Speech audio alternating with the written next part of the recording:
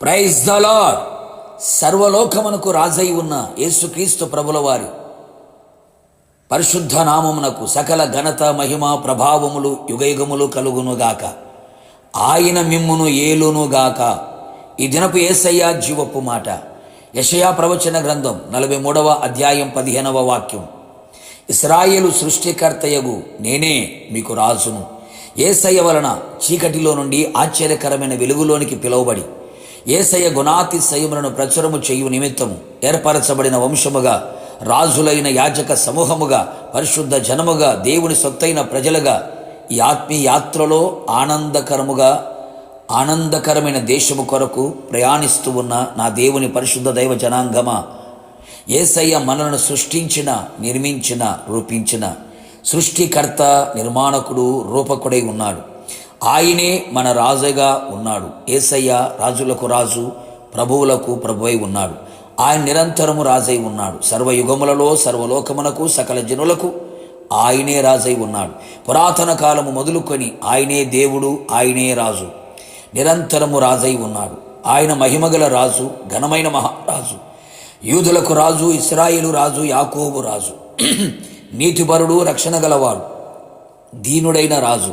ఇట్టి రాజు లేడు, ఉండడు. ఆయన ఒక్కడే. యేసయ్య మహిమ ప్రభావములు ఆయనకు యుగయుగములు కలుగునుగాక. ఆయన రాజ్యము అంతము లేనిదై ఉన్నది. ఆయన రాజ్యము లోక సంబంధమైనది కానే కాదు. ఎందరో రాజులు, చక్రవర్తులు పుట్టారు, రాజ్యాలు స్థాపించారు, వెలిగారు, చివరికి మట్టిలో కలిశారు. రాజులు లేరు, రాజ్యాలు లేవు. మరికొందరు పుట్టగతులు లేకుండా పోయారు. చెప్పుకోవడానికి చరిత్ర ఒకటే మిగిలినది. మన రాజు అట్టివాడు కాదు, మరణమును గెలిచి తిరిగి లేచినవాడు. ఆయన స్థాపించిన ప్రేమ సామ్రాజ్యం నేటి వరకు నిలిచి ఉన్నది, నిలిచే ఉండును. మనమే ఆయన ప్రేమ సామ్రాజ్యము. దేవునికి స్తోత్రము. నిజమే కదా. ఆయన మన రాజు, మనలని ఏలుబడి చేయువాడై ఉన్నాడు. ఆయన సమాధానపు రాజు, మహిమగల రాజు, నీతిపరుడైన రాజు, దీనుడైన రాజు, రక్షకుడైన రాజు. అందుకే ఆయన మనకు సమాధానమును, మహిమను, నీతిని, దీనత్వాన్ని, రక్షణని ఆయన మనకు దయచేయచూ ఉన్నాడు. ఆయన పరిశుద్ధుడైన రాజు, మనల్ని పరిశుద్ధముగా ఉండుటకు మనల్ని ఏలుచున్నాడు. మన రాజు మన ముందు నడిచేవాడై ఉన్నాడు. మన ఎదుట ఉన్న ప్రాకారము లాంటిని సమస్యలని, శోధనలని, రోగములను, వ్యాధి బాధలను, కష్టాలను, కన్యలని, శ్రమలను, శోధనలను, ఆర్థిక ఇబ్బందులు, అది ఏదైనా, ఎలాంటి ఎత్తైన ప్రాకారమైన, బలమైన ప్రాకారమైన, మన రాజు మన ముందు నడిచి వాటిని పడగొట్టును. మన రాజు మన యొద్దకు వచ్చి ప్రతి స్థలములలో నిన్ను ఆశీర్వదించును. ప్రతి స్థలములలో నీకు జయమును అనుగ్రహించును.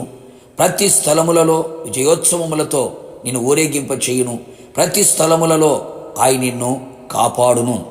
నీవు ఆశీర్వాదకరముగా ఉందువు. పరలోక, ఆత్మీయ, శారీరక, భౌతిక ఆశీర్వాదములు నీకు సమృద్ధిగా దయచేయును.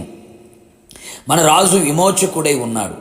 అవును ప్రియులారా, మన పాపముల నుండి విమోచించేవాడు, భక్తిహీనత నుంచి విమోచించేవాడు. మన విమోచకుడైన రాజు బలవంతుడు, సజీవుడు, రక్షణను, సంపూర్ణమైన భక్తిని దయచేయువాడై ఉన్నాడు. ఇలాంటి రాజును మనము కలిగి ఉన్నాము. మనము ధన్యులము. నిరంతరము ఆయనే మనకు రాజై ఉండునుగాక. ఆయన ఏలుబడిలో మనం నిలిచి యుగయుగములు ఆయనతో పాటు ఆయన రాజ్యములో నిలిచి ఉందుముగాక. ప్రార్థన. సర్వలోకానికి చక్రవర్తి అయిన నా ప్రియ పరలోకపు తండ్రి, నీ పరిశుద్ధమైన పాదములకి కోట్లాది స్తోత్రములు చెల్లించుచు ఉన్నాం. మమ్మల్ని సృష్టించిన సృష్టికర్త, మా నిర్మాణకుడా, మమ్మల్ని రూపించిన దేవా, మీరే మాకు రాజుగా ఉన్నందుకు మిమ్మల్ని స్తుతించుచున్నాం. మీరు మమ్మల్ని ఏలుబడి చేయుచున్నందుకు మీకు స్తోత్రాలు. మా ముందు నడుచుచున్నందుకు మీకు స్తోత్రాలు. ప్రతి స్థలములో మా యొద్దకు వచ్చుచున్నందుకు మీకు స్తోత్రాలు. మమ్మల్ని పవిత్రపరచుచు ఉన్నందుకు మీకు స్తోత్రములు. అవును తండ్రి, మీరే మా ముందుగా వెళ్ళి మెట్టగా ఉన్న ప్రతి స్థలమును సరాలము చేయమని కోరుతున్నాం.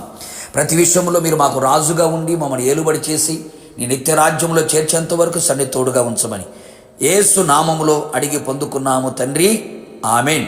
నిశ్చయముగా మీకును మీ కుటుంబ సభ్యులందరికీ ఆయనే రాజై ఉండునుగాక. God bless you.